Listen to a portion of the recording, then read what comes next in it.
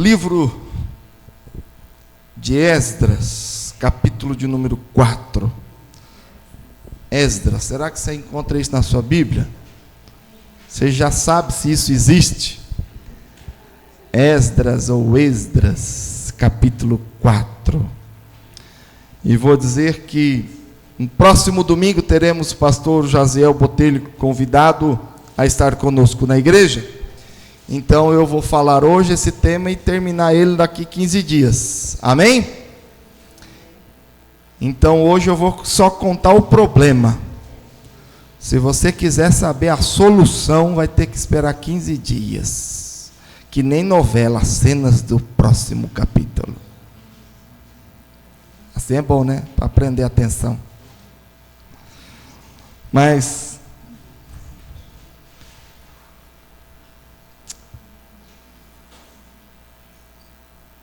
livro de Esdras, capítulo 4.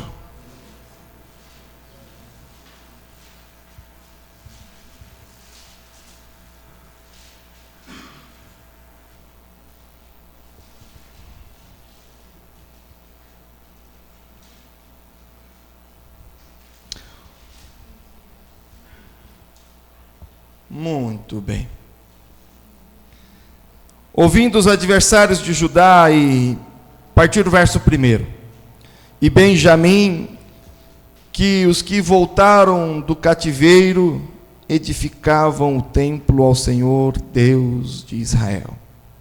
Chegaram-se a Zorobabel e aos cabeças de famílias e lhes disseram: deixai-nos edificar convosco, porque como vós buscaremos a vosso Deus, como também já lhe sacrificamos desde os dias de Esar-Adom, rei da Síria, que nos fez subir para aqui. Porém, Jerobabel, Jesua e os outros cabeças de famílias lhes responderam: nada tendes conosco na edificação da casa do nosso Deus. Nós mesmos sozinhos a edificaremos ao Senhor Deus de Israel, como nos ordenou Ciro, rei da Pérsia. Então as gentes da terra desanimaram o povo de Judá, inquietando-o no edificar. Alugaram contra eles conselheiros para frustrarem o seu plano, todos os dias de Ciro, rei da Pérsia, até ao reinado de Dário, rei da Pérsia. Amém?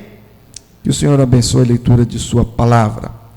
Esse é um período da história de Israel muito bonito, onde o povo estava cativo, preso na Babilônia, e aqui é o período posterior, onde o povo retornou a Jerusalém para construir a cidade, os muros, e restaurar aquilo que o Nabucodonosor tinha destruído. Não sei se você está assistindo aí mais uma vez o repeteco da novela O Rico e Lázaro, que a TV Record fez uma mistura muito doida, assim, desde o Rico e Lázaro como uma parábola do Novo Testamento, mas eles fizeram uma novela lá do Velho Testamento e trouxeram toda essa junção e pega no Velho Testamento toda a época da Babilônia, principalmente ali o texto com Daniel, quando o povo é cativo, e Daniel vai para a Babilônia. Só que nesse período eles destruíram tudo em Israel. Lembra aquele texto de Daniel, onde os utensílios do templo foram rapturados, destruídos e roubaram tudo que tinha? E aí tem aquele texto bonito que a mão de Deus escreve na testa, porque eles estavam em festas pagãs e bagunça e bebedeira, usando os utensílios do templo. E aí então Deus condena tudo aquilo, e Daniel revela o que estava escrito naquela parede, e o povo ali começa uma mudança ali, especialmente a história de Daniel. Bem, então esses utensílios todos tinham saído lá do templo que havia sido roubado, destruído, bagunçado tudo. E aqui esse período, então, depois deste exílio todo, o povo retornaram para reconstruir. E Esdras e Neemias são aqueles que foram escolhidos por Deus para liderar esse povo e esse comando todo aí, narrando esse texto e deixando essa bênção para nós. O texto dessa noite nos faz o seguinte desafio: oposição ao povo de Deus. Oposição é uma palavra às vezes usada para a política, né? O povo da situação, quem está no governo e quem está na oposição. Eu te pergunto, diante de Deus, você é situação ou oposição? Creio eu que você, como filho e filha do Senhor, você faz parte do governo de Deus, membro deste reino, membro deste império celestial, mas você tem oposição, você tem quem é contra este governo. Não sei se você é ciente dos seus opositores. E esse texto nos mostra, não em parábola, mas em fato histórico, que o povo de Deus estava querendo restaurar, mas haviam opositores para atrapalhar, para engendrar artimanhas e manipulações para destruir tudo isso.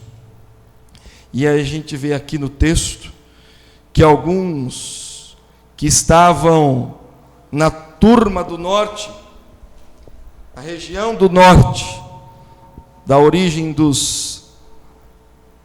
na época de Salomão, o reino foi dividido, ficou, como diz o texto, a tribo de Judá e Benjamim no sul, 2, e as outras 10 para a turma do norte. E essa turma do norte se desviaram dos caminhos do Senhor, se esparramaram, vieram outros países pagãos, idólatras, com seus ídolos e etc., invadiram todo esse terreno do norte, e esse terreno do norte ficou com essa cultura e com essa religiosidade misturada com os povos vizinhos. E aí, no Novo Testamento, lá no período de Jesus, esse povo do norte é chamado de os samaritanos. Então, a turma aqui do sul, Judá e Benjamim, junto com Jerusalém, e a turma ali do norte, os samaritanos. Não muito quisto, porque eles se misturaram raças, misturaram línguas e misturaram também a fé. E isso trouxe muitos opositores para perto da terra e do povo de Deus. Então nós tínhamos ali no povo do norte gente misturada ao povo de Deus, porque querendo não, eram as tribos de Israel, né? Você fala samaritano, é um povo que não é de Deus, faz parte das tribos de Israel, mas é um povo que se corrompeu, se perverteu, mas havia sempre, óbvio, nem todo mundo era ali, era inimigo ou de outra fé, tinha os que perseveravam, né? Sempre aos remanescentes, glória a Deus por isso. Mas dentre aqueles opositores do reino de Israel, quando ficaram sabendo que o povo que estava exilado voltou para reconstruir o templo, esses opositores falaram: o quê? Eles vão erguer os muros, templo, esse povo vai ficar forte, esse povo vai restaurar, e nós aqui do norte vamos ficar meio derrubados, nós não podemos deixar esses inimigos prosperarem. E aí vem então alguns querendo atrapalhar a construção, em alguns querendo jogar semente do mal para incomodar os filhos de Deus que estavam ali com uma boa fé, chamado por Deus a reconstruir. E aí nós temos todo este enredo, essa história. Fizeram um esquema. Vamos lá, jogar uma sementinha do mal. Vamos falar: o que vocês estão fazendo? Quem mandou reconstruir? Ah, quem mandou reconstruir foi o rei Ciro lá. Mas verdade que mandou? É, mandou reconstruir. Vamos ver se ele mandou mesmo. Manda lá uma carta para ele. Aí ele chegou lá, pegou aquela carta, não deu muita moral. Carta escrita em aramaico, língua que é de mais tribal, não deu muito teor. E aí ele guardou aquela carta e, ameaçado pelos opositores, diz o seguinte, no versículo 21 deste mesmo capítulo 4.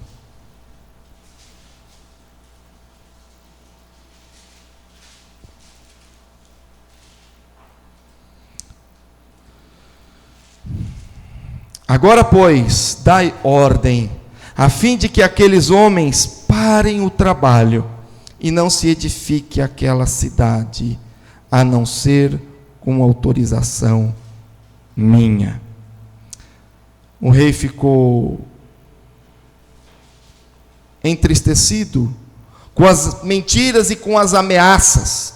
Que mentiras e ameaças? Retorna então ao verso de número 11. E o teor da carta endereçada ao rei Artaxerxes, perdão que eu falei Ciro, né? Teus servos, homens daquém do Eufrates, e em tal tempo seja do conhecimento do rei que os judeus que subiram a ti vieram a nós a Jerusalém, eles estão reedificando aquela rebelde e malvada cidade, e vão restaurando os seus muros e reparando os seus fundamentos. Saibam ainda, ó rei, que aquela cidade se reedificar, e os muros se restaurarem, eles não pagarão os direitos, os impostos e os pedágios, assim causarão prejuízos ao rei. Lógico, ameaçou o bolso do rei.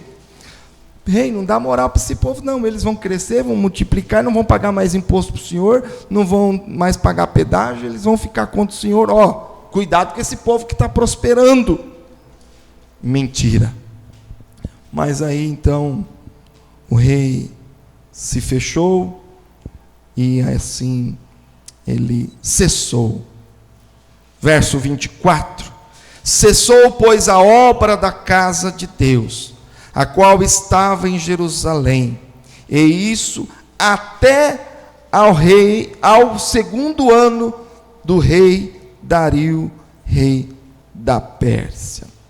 E aí cessou esse período de reconstrução.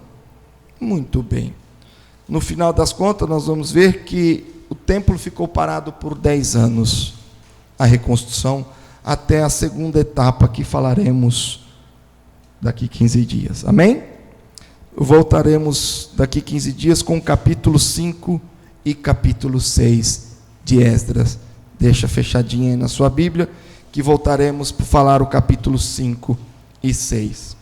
Hoje nós queremos falar dessas ameaças. O que pode atrapalhar a obra? Naqueles dias foram a reconstrução. E nos nossos dias? O que Deus tem feito em você? O que Deus tem desejado fazer?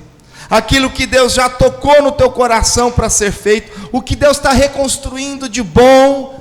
Aquilo que talvez você já tinha uma vida de pecado e Deus está reconstruindo, está santificando, está renovando, ministério, santificação, tantas outras coisas. Deus está reconstruindo o teu lar, Deus está reconstruindo as suas finanças, Deus está reconstruindo o seu casamento, Deus está reconstruindo sua família. Mas vem alguém, os seus opositores, querendo dizer: não acredito que você está indo naquela igreja, não acredito que agora você virou crente, não acredito que você vai parar de fazer o que você fazia, não acredito, sabe por quê? Que isso, que babaquice, que bobeira, Para disso. Não vira carola não. Né? Religião é tudo igual. Para que mudar de igreja? Religião é tudo igual. Né? Para que sair da igreja dos seus pais, dos seus avós? Quem já escutou isso? Por que você vai largar a igreja dos seus pais, dos seus avós? Todas as igrejas levam a Deus, né? Então tá, cai nessa, inocente.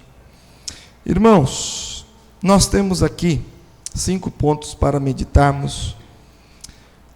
As táticas do inimigo contra o seu povo. A oposição do inimigo contra nós. Primeiro, ele se aproxima. Verso 1 e 2, os adversários disseram-lhes: como vós buscamos o vosso Pai? Olha só, como vocês, nós também buscamos. Não, os samaritanos não buscam mais o Senhor como antigamente. Eles são agora mais pagãos do que judeus. Mais pagãos do que povo de Deus. Eles estão misturados, eles são idólatras agora, estão tudo perdido. Mas eles agora vêm assim, ó, nós somos tudo igual, nós estamos tudo juntos, nós estamos tudo no mesmo time. Nós falamos a mesma língua. Você já viu que presbiteriano e católico é tudo igual? Você já reparou? Quem já ouviu essa frase? O culto de vocês é igual ao nosso, né? Teve uma vez que até escutei, na escola dominical vocês até rezam o Pai Nosso, né? Reza. É tudo igual, oração e reza é tudo igual, né? Ó, vocês são igual a gente. Aproximação. Nós somos tudo irmãos.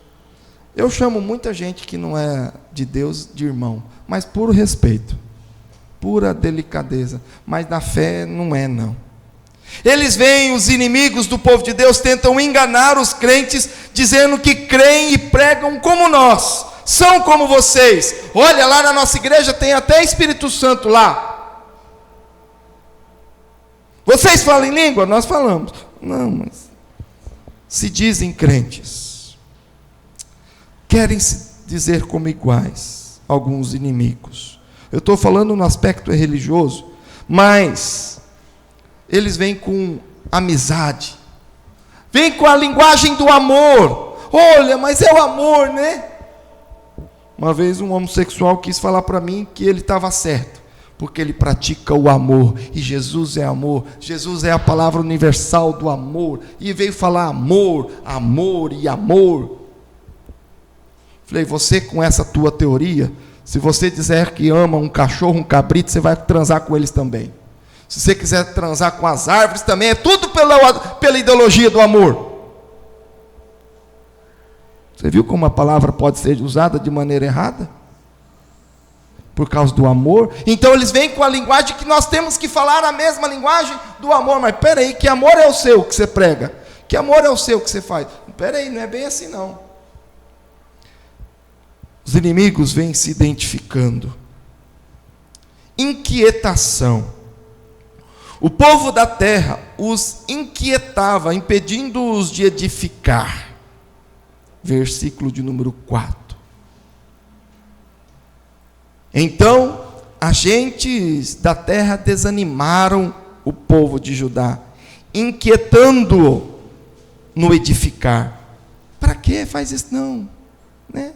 Cutucando. E vai minando. Os inimigos vai nos minando e vai nos consumindo.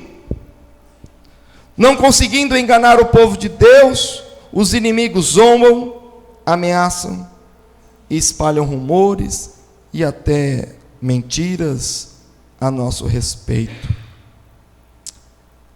Reconheçamos que por detrás destas táticas está o dedo do nosso maior inimigo, de Satanás. Inquietação, vai incomodando. E aí parece que o domingo agora já ficou ruim para você. Domingo é mais chato. Você vai sendo minado. Vai inquietando, vai minado em não fazer as coisas de Deus e sim deixando tudo. Nosso inimigo vai nos provocando, vai nos cutucando e sempre usando a tática da mentira, a começar que somos todos iguais. Terceira tática dele é a perturbação, verso de número 5. Alugaram contra eles conselheiros para frustrarem o seu plano. Olha só, o povo do norte pagou homens de respeito na sociedade, chamado de conselheiros, e compraram para enganar os construtores, o rei, para dizer falso testemunho. Essa artimanha do inimigo é antiga. Comprar pessoas. Aí você vai escutar os conselhos de alguns, mas são comprados. Perturbam. Vem com jogo pesado. Colocar pessoas de importância até mesmo na política e econômica, administrativa, contra os crentes e outras táticas inimigas, buscando os conselheiros. Na nossa nação, eu sempre, nas orações sobre o nosso país, eu sempre peço: Senhor, coloca homens de Deus ao lado dos nossos governantes, especialmente o nosso presidente. Aí, quando foi agora no 7 de setembro, eu vi um monte de pastor lá em cima do palanque em Brasília. Eu falei: ô Senhor, mas não era esses que eu tinha orado, não. Não era esses, não. Outro. Não era esses que eu tinha pedido, não. Pode troca aí, substituição, por favor. Mas pelo menos eu já vi uma certa mudança. O palanque mudou um pouquinho, mas só tirou o louco do vermelho, colocou os loucos do amarelo. Mas, ô Jesus, continua a obra, Pai. Continua, acabou ainda não. Continua. Perturbação.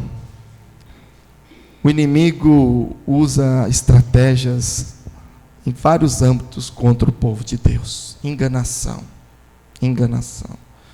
Engana aqui, no chão de fábrica, mas engana lá em cima também. O diabo quer nos perturbar, quer nos destruir, quer acabar com o nosso ministério, com a nossa família, com o nosso trabalho, com a nossa moral, com a nossa finança, com a nossa fé, com a nossa igreja.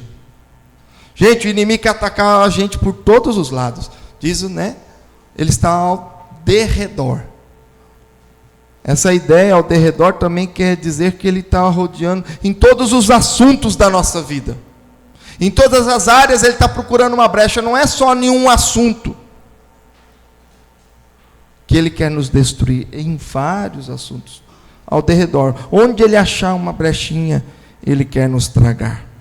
Ele vem com aproximação, com inquietação, com perturbação, mas também com acusação, verso de número 6.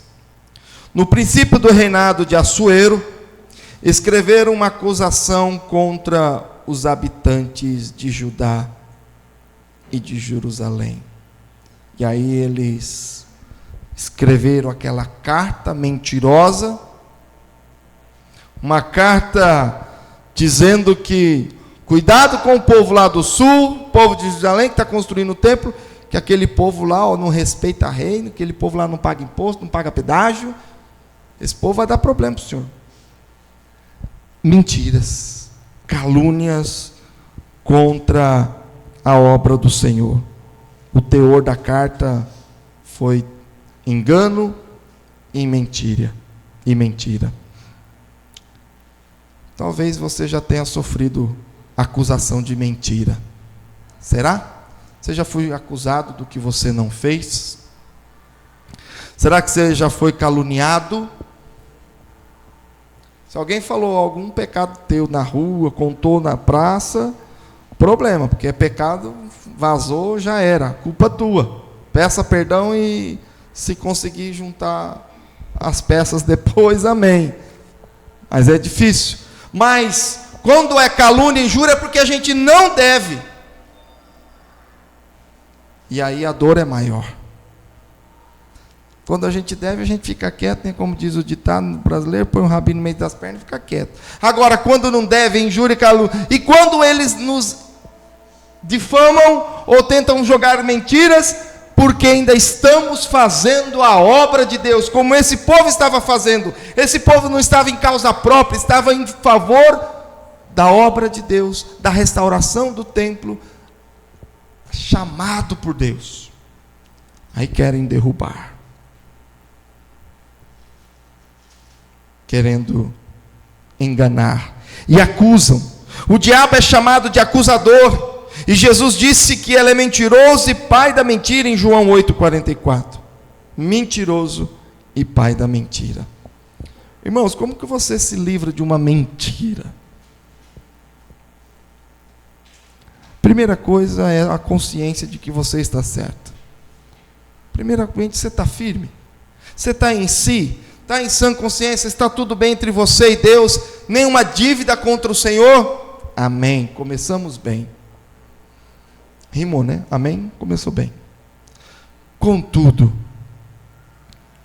aí você diz a verdade, fale a verdade, acreditando ou não. A partir daí, você já não tem mais como dominar a mente e o coração das outras pessoas, você não tem como convencê-las, a não ser que Deus o faça. Então você, primeira, tenha consciência limpa. Segunda, conte toda a verdade. Terceira, clame ao Senhor. Porque essa obra de restaurar a verdade não está mais em suas mãos. Está diante da mente do outro e do que Deus pode fazer. Aqui houve uma acusação, uma injúria, essas coisas jurídicas, não é comigo não, viu, doutor? Se é difamação, calúnia, isso aí agora eu já não sei analisar não. Mas é isso aqui. Mentiram e fizeram falsas acusações contra o povo de Deus que reconstruiu o templo. Acusação. O diabo inventa acusações contra o povo de Deus. Cuidemos, no entanto, para que tais acusações sejam sempre mentirosas. Se elas forem verdades, os culpados pelo juízo da obra serão nós. E por último, irmãos, nós temos a intimidação. No verso de número 24, 4:24, cessou, pois, a obra da casa de Deus, a qual estava em Jerusalém, e isto até ao 2º ano do reinado de Dario, rei da Pérsia. Cessou, pois, a obra da casa de Deus. Parou a restauração. Parou tudo. A ordem do rei mandou suspender imediatamente a construção até a outra ocasião.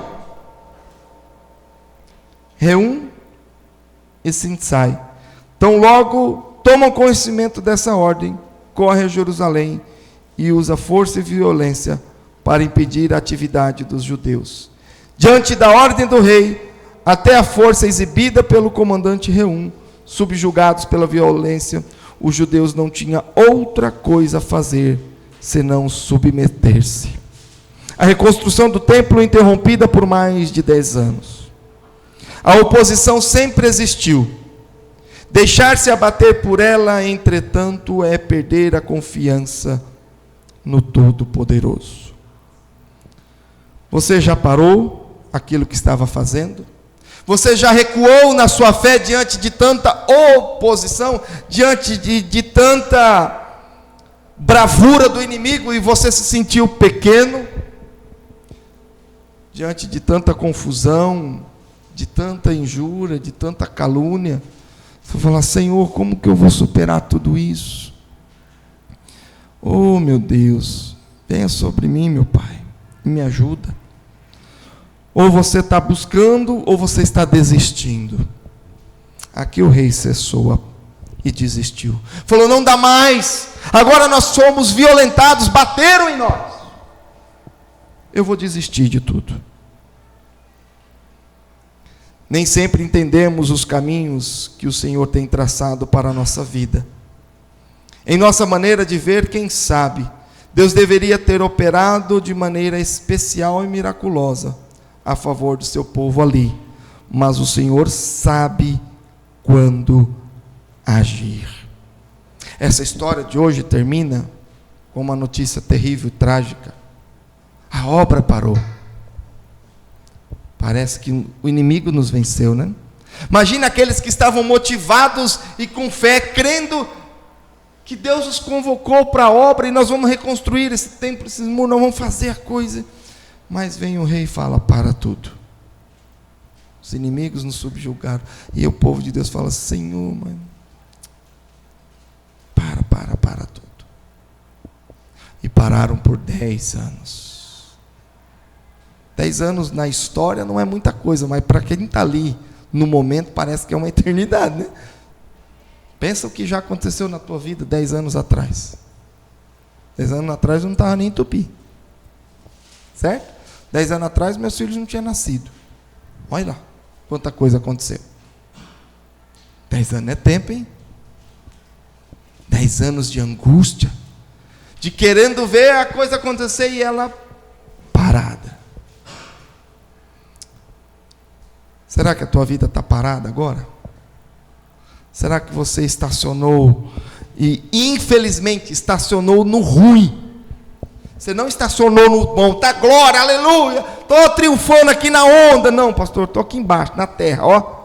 Talvez até que nem um avestruz, enfiado a cabeça. E aqui eu estou há 10 anos, de cabeça enfiada para baixo, a coisa está ruim, e está estacionado no ruim. Esse povo ficou estacionado 10 anos no que eles queriam e não andou. Irmãos, nós temos que orar e clamar a Deus, que Deus nos console, nos conforte, nos abra os olhos para entender o que o inimigo está nos atacando. Será que você entendeu os ataques do inimigo? Será que as mentiras que ele jogou contra você, você entendeu como mentiras ou você acreditou e por isso você caiu? Não, são verdades mesmo, como o rei acreditou. Esse povo que está aí, esse povo, ele vem nos detonar, esse povo não vai pagar o imposto, ele vai estragar o nosso reino. Então vamos parar com esse negócio aqui, senão eles não vão fortalecer, vamos enfraquecê-los. E o inimigo te enfraqueceu e você caiu. Deus tem uma obra bonita nessa história.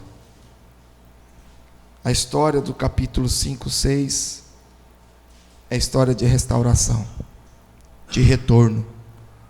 Depois desses 10 anos, Deus começa a fazer algo novo. Mas o assunto de hoje, nós vamos parar por aqui, porque eu quero orar com os irmãos a respeito desse tempo ruim.